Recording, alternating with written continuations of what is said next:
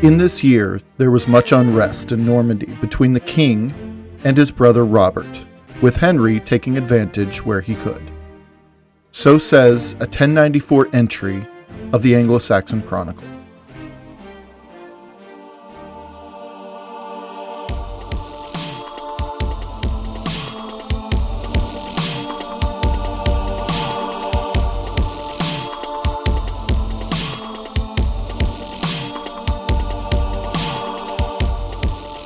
Welcome to Fortune's Wheel Podcast, a podcast that explores the infinitely fascinating and oft overlooked high and late Middle Ages. I'm Jonathan, your host, and what you can expect to hear on this show is a story of our collective Western history.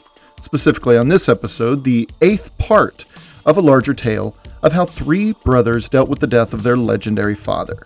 This isn't a polished story with neatly placed heroes and villains, but rather a complicated story of 3 young men cast haphazardly upon the peaks of European power. A massive vacuum was left when their father, William the Conqueror, passed away, and his 3 boys were left picking up the pieces. This miniseries, that I'm calling A Tale of 3 Brothers, is a story of sibling rivalry, betrayal, power, ambition, broken alliances, massive political restructuring, and each man's quest for legitimacy and legacy on a channel-spanning scale that includes kingdoms, duchies, and even the Holy Land itself. This, again, is the 8th part of this miniseries, and it seems the sibling rivalry was heating up once again. Before we begin, please consider joining us on Patreon, where you can enjoy more than 20 hours of bonus content as of this recording for as low as just $1 per month. We have full series covering stories such as Poland's rise throughout the 11th century and our current ongoing series covering the legendary Alexius Komnenos. Join our growing community and help this show bring our shared story to life. This is episode 153, entitled The Henry Factor. Thank you for your support, thank you for listening, and I hope you enjoy the show.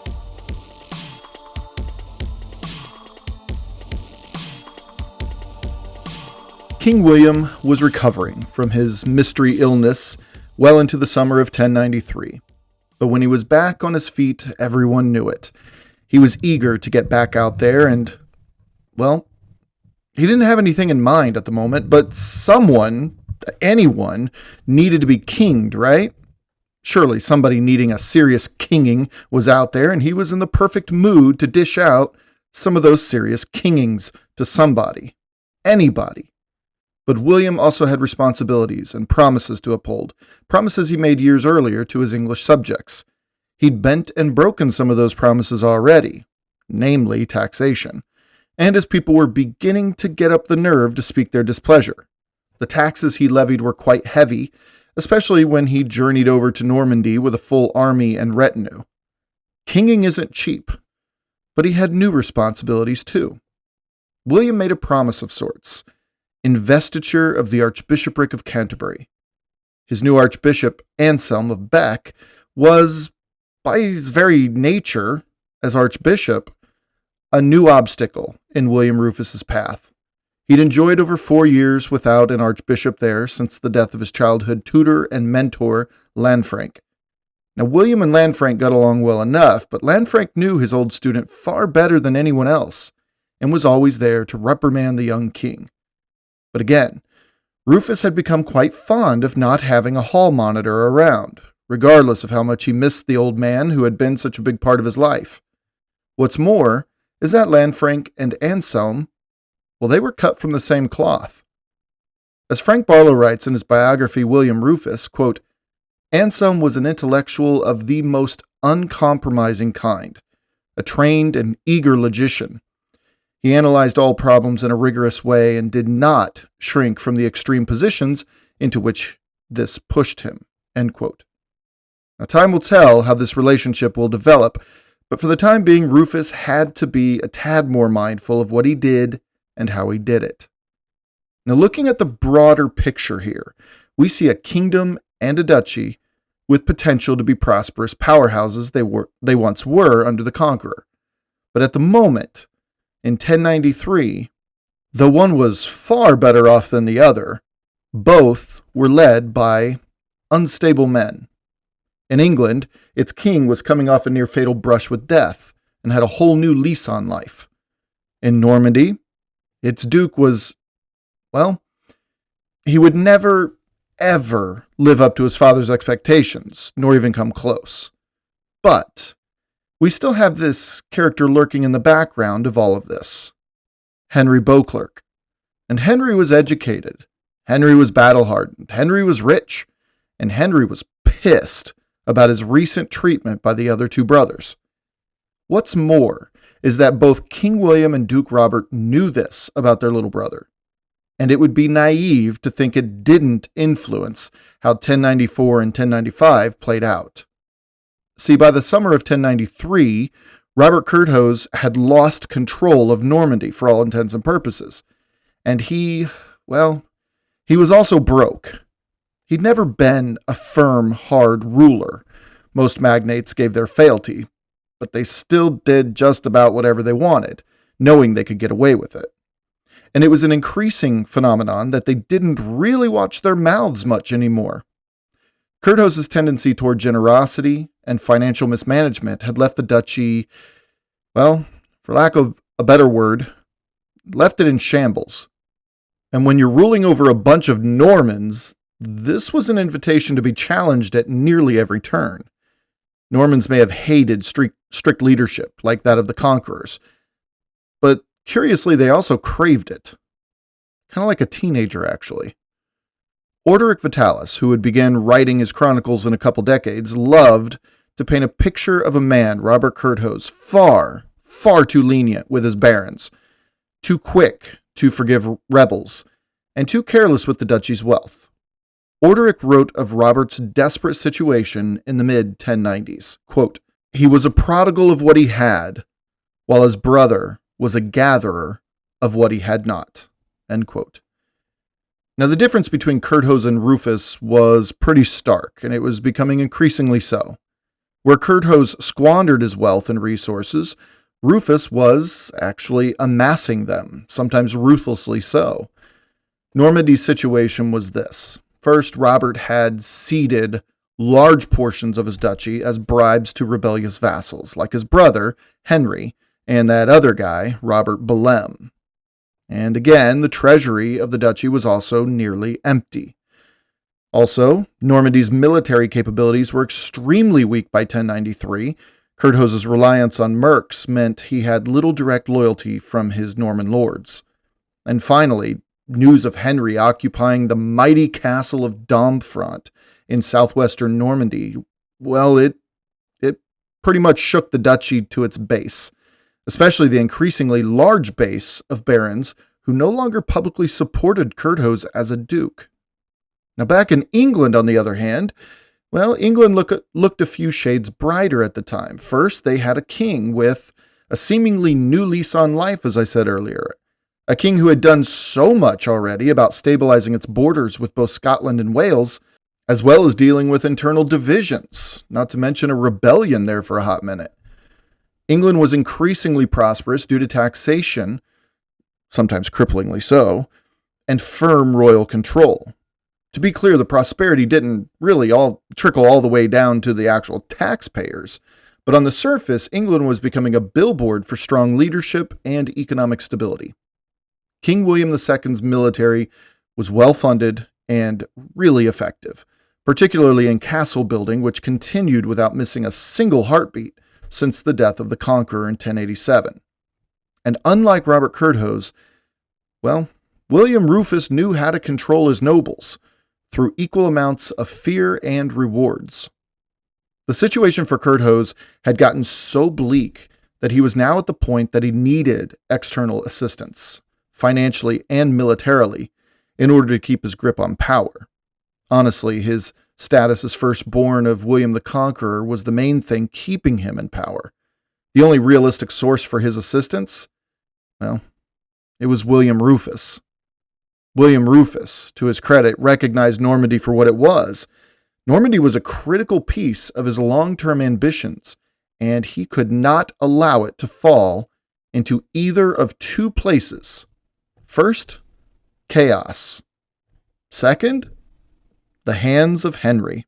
Henry, again, was in Normandy, occupying a great castle, and honestly, it was like The little twerp had 9 lives. As for the chaos, a chaotic duchy would be terrible for English business, as its ports were the closest England had to the mainland, and they couldn't afford to lose them. Now, noticing the situation for what it was, both William Rufus and Robert Curthose sought a meeting with each other. By late 1093, the two brothers had hammered out a treaty. Well, this was not a meeting of equals, though. Rufus had all the leverage, and Robert was forced into a humiliating agreement. Well, the Treaty of 1093 looked like this. First, Robert would mortgage Normandy. That's right. Robert would mortgage Normandy to William Rufus in exchange for an annual pension of 3,000 marks, which at the time was actually a colossal sum.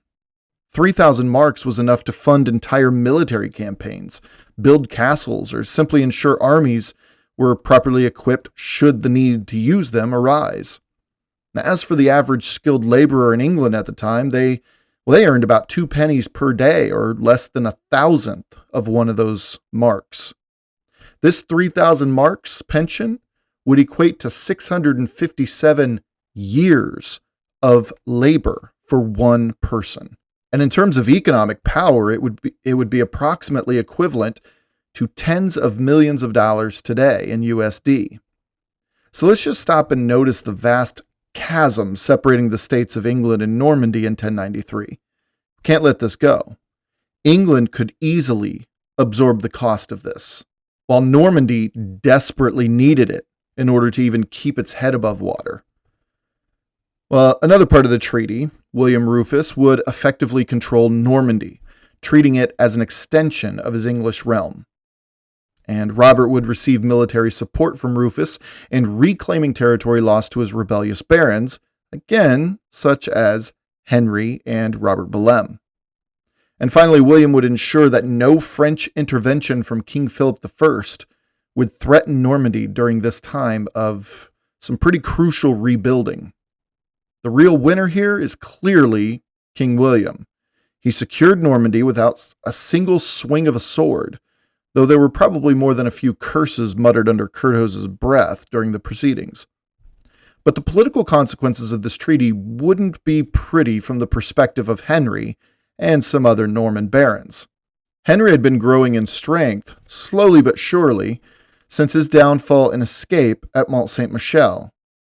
In western Normandy, the lands he had bought fairly from Curthose and had now been stripped from him, I would say illegally, well, he and his loyal Western comrades saw this treaty as not only a direct threat to Henry, but a threat to them all. As for Henry specifically, his control over Domfront and surrounding lands was now under attack, at least in writing at this point. He began reinforcing his castles in the area and preparing for an inevitable confrontation. Now, as for the other barons, many resented the treaty still. They quite enjoyed a weak leader, and now that Rufus was in the driver's seat of the duchy, this meant they couldn't continue business as usual. Normandy's Wild West period was quickly closing. They knew Rufus was a far more formidable ruler, much like the Conqueror, who had no patience for rebellion. Some sought alliances with Henry, seeing him as a better alternative to both Curthose and Rufus. So what did this treaty actually do, though? Well, it would send a crystal clear message for at least another century or two that Normandy and England were inseparable. Just let that sink in. Rufus saw that his father's dream of a united England and Normandy would be realized once again, even if it meant that his older brother would take the politically fatal hit, and that it would be achieved on the back of his kingdom's workers and soldiers. The Treaty of 1093 also set a clear precedent for future English kings to treat Normandy as a natural part of their realm, whether it was true or not. This foreshadowed the coming struggles between the Anglo-Norman kings and the Capetian monarchy in France. Put a pin in that one. Now, as mentioned, Rufus couldn't care less about the hit that his big brother Robert took. Curthose was a mere means to an end. Chroniclers would describe Curthose as almost pathetic during and after this episode. He was the legitimate Duke of Normandy, yet he had effectively sold his duchy to an entirely separate kingdom, even though Normandy itself was a part of the Kingdom of France. It's all very messy. His financial mismanagement and reliance on stronger rulers, first with Philip I of France, and now with William Rufus of England, it made him a weak leader in the eyes of his barons and historians since. Orderic Vitalis later wrote that Robert's greatest failing was his inability to, quote, rule himself, let alone a duchy, end quote. Robert Curthose would forevermore take a shellacking in his legacy and image. He had effectively bent the knee to his younger brother. Normandy had simply proved too much for him. So it begs the question, was the Conqueror actually right all along about his firstborn Robert? All that bad press about his mistreatment of his eldest son and heir, was it actually justified? Or was he onto something? Did the old man see something in Robert that he just knew wasn't going to cut it in the long run? For all intents and purposes, Normandy, since 1087, had become an unmitigated disaster, and the only one to blame was the mistreated son of its former duke. I think it's something to think about.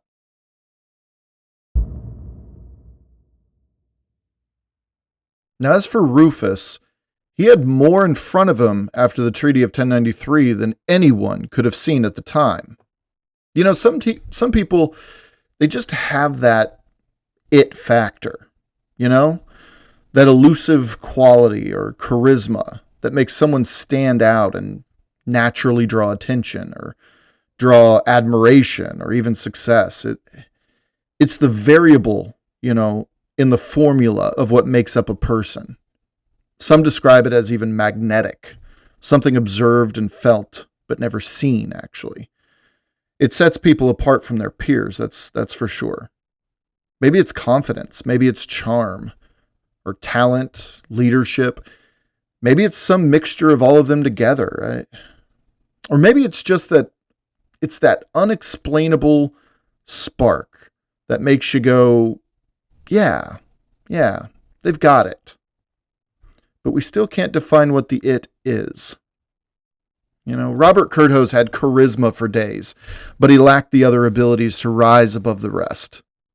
William Rufus had the ability to lead men in battle and off it, and he had a force of personality as well, but he was still missing that something else that made him a force of nature. Robert and William, well, their father had that force of nature.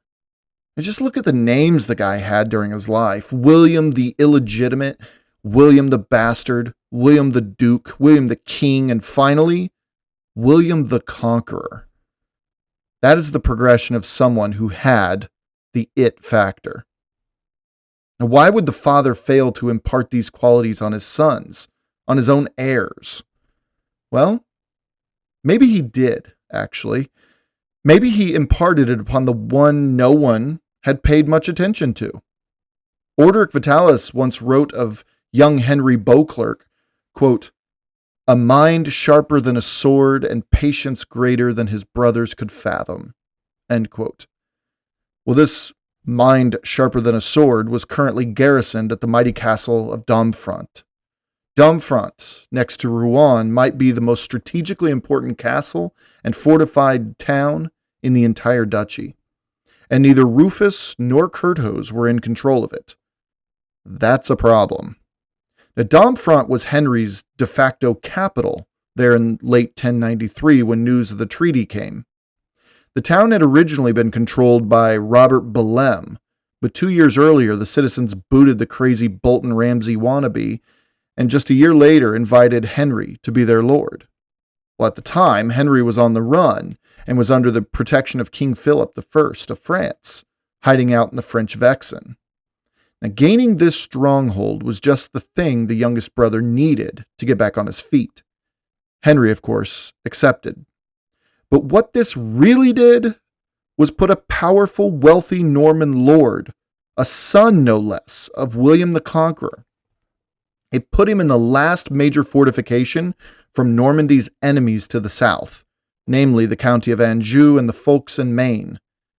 What's more is that Domfront was a natural defensive position against invasions from both England and central Normandy. It allowed Henry to ally with other rebellious Norman lords safely out of reach of Rouen and the duchy's north, and it was a region who had long tired of Rouen's rough form of control. Domfront was more than just territory for Henry. It was a statement. It was a middle finger to his brothers and to anyone else who doubted him. He was no longer a wandering claimant. He was once again a ruler in his own right. When the Treaty of 1093 was announced across the duchy, Henry was recorded as saying of his brothers, quote, "They are lions when they quarrel, but foxes when they hunt together." End quote. He wasn't wrong. Curthose and Rufus had fought for decades, often viciously, dating all the way back when, again, as I've said before a few times, both Rufus and Henry urinated on Curthose's head as kids, resulting in a terrible beating of the boys by Curthose himself. But whenever they joined forces against Henry, they fell back on their more mature, pragmatic instincts and became clever and effective. Henry had been burned many times over by their on-again, off-again alliances, but the fact that Henry was still gaining footholds into Norman power says, in my opinion, more about Henry than it does about Rufus and Curthose. Henry was not to be trifled with. And Henry was currently preparing for war. He reinforced Domfront's town's defenses, ensuring it could withstand a prolonged siege. He garrisoned the town with loyal troops, many of them mercenaries paid from his own silver reserves. He reached out to discontented Norman barons, particularly those who resented the English king's interference in ducal matters. And those who couldn't send soldiers, food, supplies, cash, well, they secretly supported Henry's efforts at rebelling against Duke Robert in other ways, which included everything from who they traded with to offering strategic positions and information about the region's terrain, which is infinitely beneficial when defending a position. Home field advantage and all. Now, as for his tactics, Henry wasn't called Beauclerc, fine scholar, for nothing. He knew Domfront was a long way from England, and the longer an army's supply chain stretched, the harder it was for any army, then and now, to continue its mission. As for Curthose's efforts, he was already a weak leader. He was broke as a joke. As far as Henry was concerned, this wasn't an offensive war to wage, at least for his part.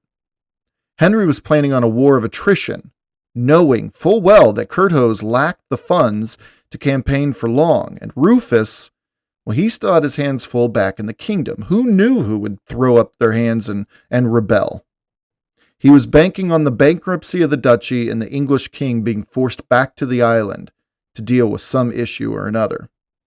Now, early in 1094, King William and Duke Robert agreed on a plan, and war was indeed waged against Henry. Rufus sent a stout English army along with a number of siege engineers to Normandy, and Robert took control over them and his ducal mercenaries, along with the barons who were still loyal to him. Well, he took control of all of that near Rouen. This joint army of English and Normans numbered easily into the thousands, which was far more than the garrison at Domfront under Henry's control, which may be numbered as high as a few hundred. Crushing Henry quickly and decisively, that was the goal. From there, they marched south to Domfront. Robert fully expected Henry to take one glance at the massive force and surrender. But Henry, ever calculating, had anticipated his brothers throwing together a big army for nothing more than to intimidate him. Henry's forces were in formation when Robert's army arrived. Robert counted on Henry to ride out into no man's land and parley for peace. But Henry simply turned around and retreated behind the dominant walls of Domfront. Much to Robert's dismay, Henry merely refused to engage. Robert, surprised by Henry's actions, was forced to settle into a siege. Setting up camp outside of Domfront's walls, Robert immediately established siege preparations. The first assault on the walls was a probing attack. likely an attempt to test the defenses and size up what they were up against. Henry's men repelled the attackers using a number of archers, but they also employed the horrific tactic of upturning vast cauldrons of boiling water on the men trying to scale the walls with ladders. Yeah. After this first assault failed in tremendous fashion, Robert pulled back and encamped a safe distance from the walls. It was at this point that King William most likely arrived, as we would see him there outside of Domfront at some point soon. While Domfront was one of the greatest defensive structures in northern Europe at the time, Henry knew he couldn't hold out forever. His strategy was simply to delay. Why? If his efforts were futile, if Domfront was destined to fall eventually, what was he doing? What was he playing at exactly? Well, again, Henry knew his brothers very, very well. If he delayed long enough, eventually, well, to him, inevitably, there would be some wedge driven between Robert and Rufus. And in the meantime, however, things may very well get quite desperate, quite dicey. So Henry used that Beauclerc-y noggin of his and decided to scoot things along with a little psychological warfare. Simple things like, taunting from the walls with epithets aimed at Duke Robert being a weak leader, stuff like that. He's also a broke duke, and a man whose time was quickly coming. Just a lot of, hate thrown at him. He also, though, this is what I find curious, he also sent riders out at night who would, in any number of ways, find their ways into the opposing army's camps. And they would begin to spread rumors that Robert's barons were on the verge of deserting the effort altogether. This tiny bit of doubt took a while to catch fire, but when it did, it was a fast-spreading conflagration of indecision and waning loyalty toward Duke Robert. Now mix this into the fact that Curthose's military leadership had always been, lax, and the stark contrasts between the two forces, the Norman and the English, they began to become quite apparent. The English were incredibly battle-hardened by this time, as you know from this podcast, 2 generations in and counting, as a matter of fact. What's more is that many of the Norman barons, already tenuously loyal to Duke Robert, they began questioning why they were even trying to, quote-unquote, destroy or crush Henry. Henry was also a Norman baron, and to boot, as we said earlier, Henry was the son of the conqueror, which gave him a slightly elevated position that they inherently recognized and respected. After a number of weeks, Henry became emboldened enough to send secret communications to Robert's own barons, opening secret negotiations with them, even promising them future rewards if they refused to commit fully to the siege. Some of these barons had personal grievances with William Rufus, and they were quite happy to undermine the whole campaign if it meant it would hurt Rufus. But the siege dragged on, and as it did, so did the tensions between Rufus and Curthose predictably resurface. The issue was, as in pretty much every other alliance they had with each other, they had 2 very different goals in mind when they shook hands. William Rufus was desperate for a quick victory, typically was. This would ease himself into the duchy's favor, as people didn't die in a mission with his name plastered all over it. It's kind of important, especially those English soldiers fighting somewhere deep into Normandy. It's a bad look for an English king. And as for Normandy, William needed them to see him as the leader they lacked. A quick victory was just the thing to gain their trust. As for Duke Robert, the eldest of the 3 brothers, still had a soft spot for the younger Henry, just like he did at Mont Saint-Michel, which Rufus simply couldn't wrap his head around. Robert didn't want to crush or destroy Henry, as did Rufus. He just wanted Henry to fall in line and give him some support, to know his role as the youngest brother. In fact, some records report that Robert Curthose held William Rufus off from storming the castle itself, saying he feared that Henry would come to an undesirable end. To Robert's credit, this seems an honorable thing to do. However, if we look at it objectively, politically, this might have been the nail in the coffin of his ambitions as Duke. Henry was rather liked at this point among Norman barons. That said, I'm personally inclined to think otherwise. Maybe I'm naive, I don't know. Robert had already shown his protective instinct toward Henry. Again, namely against Rufus at Mont Saint-Michel. And I like to think that there was a streak of honor and brotherly love in Curthose. Well, if Rufus was ruthless and Curthose was sentimental, Henry was opportunistic, because Henry capitalized on his brother's tensions and hesitations. His own supplies inside the walls were beginning to run low months into the siege, but seeing the tensions manifest outside the walls, he knew the end wouldn't be much longer. He just had to hold out. And just as Henry's supplies started running low, so too did the army outside begin to see the strain put upon its rather long supply lines, which stretched in some cases as far back as England itself. Now eventually, seeing the futility of the siege, Robert shockingly withdrew, just suddenly. And Rufus, absolutely infuriated, he was forced to follow soon after. Rufus sent his troops all the way back across the channel, and no doubt gave his older brother what for before jumping on a ship too. Outnumbered, Henry managed to stand tall against his two older brothers and remain in control of the mighty fortress of Domfront. He had defied both of his powerful brothers and won without a direct confrontation. In the aftermath of Domfront, Robert Curthose had all but lost all of his credibility, proving once again that he was incapable of decisive leadership. William Rufus, too, had lost face with his own barons. The entire campaign was an abject failure and a complete waste of valuable resources. Rufus's disdain and lack of respect for his elder brother after this campaign, it devolved into utter hatred. But at the end of the day, Henry's reputation was cemented as a survivor, a political and military strategist on par with his father. That's a big one. And his courage to stand up to stronger men. But most importantly, in the minds of many, many more around the duchy, Henry was a legitimate ruler in waiting. Whatever it was, Henry had it. Domfront was Henry's by mid-1094, and Domfront would stay Henry's for a number of years. But let's put a pin in that one. Until next time.